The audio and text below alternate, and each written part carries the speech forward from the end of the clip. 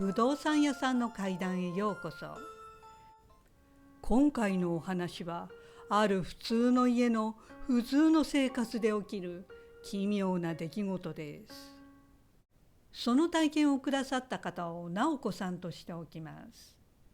直子さんは50代の主婦の方で、15年ほど前、夫と息子さん2人の4人家族で平均的な一戸建てに住んでいました。でも直子さん曰く、その家にはもう一人誰かが住んでいて、時々奇妙なことをするというのです。最初はほとんどが気のせい、見間違いと思っていたのですが、明らかにおかしいと思ったのは、それは直子さんの息子さん2人が小学生の時だったそうです。ある日、お昼を子供たちと済ませて、リビングの隣の台所で直子さんが食器を洗っている時でした。残りの食器がまだダイニングテーブルにあったので、直子さんは息子さんたちに「テーブルにある残りの食器持ってきてくれる?」と声をかけました。その直子さんのいる台所と子供たちのいるダイニングとの間にはのれんがかかっていました。するとそののれん越しに食器を持った手がひょいっと伸びてきて、無言で直子さんに器を渡してきたそうです。直子さんは「ああ、ありがとう」と言ってすぐその器を受け取り洗いました。のれん越しだったので持ってきてくれた子の姿は見えませんでしたが、子供2人のどちらかが持ってきてくれたのだろうと当然のように思っていました。でも直子さんはその器を洗いながら、ふとどっちの子が持ってきてくれたのかなと思いました。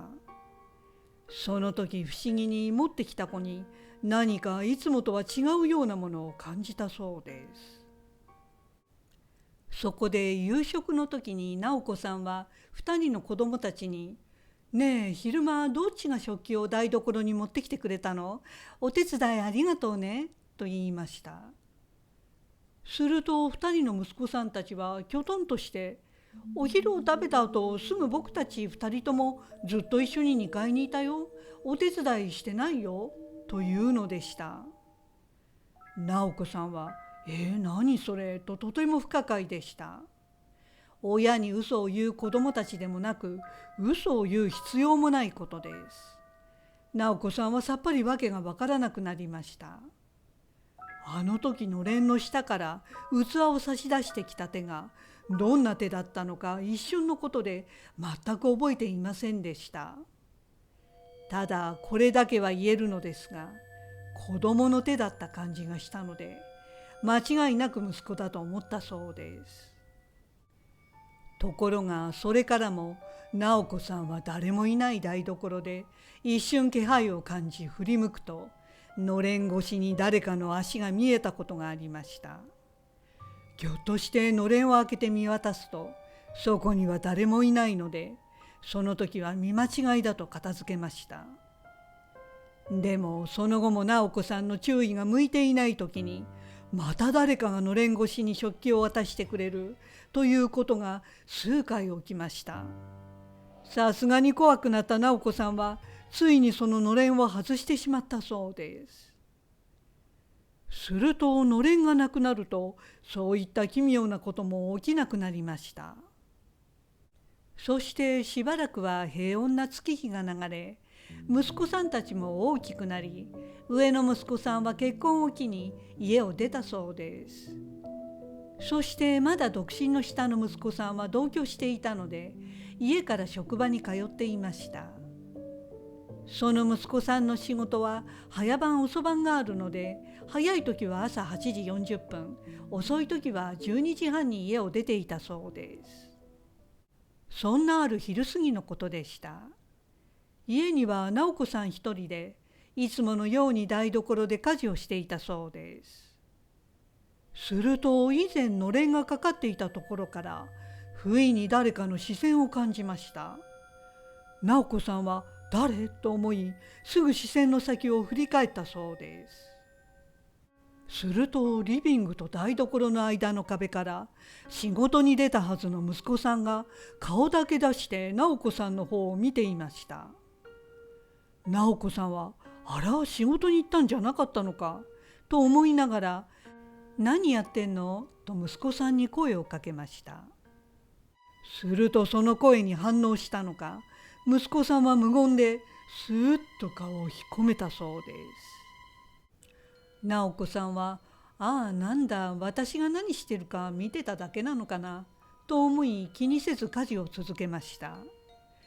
そしてほんの数秒後にふとリビングに行くよう思い出し息子さんがいるはずのさっきの壁の方に振り向いたそうです。するとそこにはすでに息子さんはいませんでした。直子さんはあれいない、出て行った気配はなかったけど自分の部屋に行ったのかなと少し妙に思いました。そこで息子さんの部屋に向かって声をかけてみたのですが返事はありませんでした。その時直子さんは何か説明できない違和感を感じたそうです。確認するためそっと息子さんの部屋のドアを開けてみましたがそこには誰もいませんでした。直子さんはそんなわけがない、たった今息子は家にいたはずと思いいよいよ気味が悪くなりました。そこですぐに息子さんに携帯から直接テキストで今どこにいるの仕事と送りました。すると即息子さんから今日早番朝から仕事だよという返信が来たそうです。直子さんは鳥肌が立ちしばらく呆然としているとまた息子さんから今日は忙しい、顧客からクレーム、早く家に帰りたいというメッセージが珍しく来ました。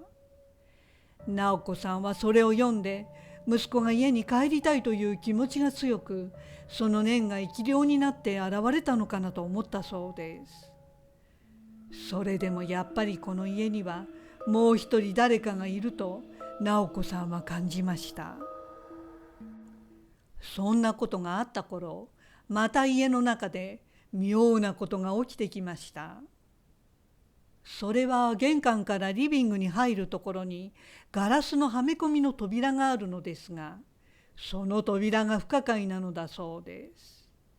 それは8枚のガラスが上4枚下4枚はめ込んでありその上のガラスはすりガラスなのですが下の4枚は透明ガラスでした。ですから玄関から誰かがリビングに入ってこようとすると下半身が透明のガラス越しに見えて分かったそうです。直子さんによるとその扉がなぜか時々勝手に開くということでした。それだけ聞くと自然にドアが開くのがどこが不思議なのと思ってしまいます。でもその扉のドアノブなのですがレバー式でレバーを下に下げるとカチャッという音とともにラッチという突起部分が引っ込みそのまま押すとドアが開く仕組みになっているのです。ですから誰かがドアノブを下にわざわざ下げなければラッチは引っ込まないので自然には開かないということでした。もしラッチの噛み合わせに不具合が出るときちんと閉まらないので他の部屋のドアや窓を開けた時の空気の圧力で開いたりすることもありえますがそういったことは全くないという条件下で起きるのだそうです。ある夜家には直子さんと次男の息子さんとの2人だけでリビングでテレビを見ていました。すると突然カチャッとガラスドアの音がして2人が振り向くとドアノブのレバーが勝手に下に下がりギーッという音を立てながらガラス扉が開いていきました。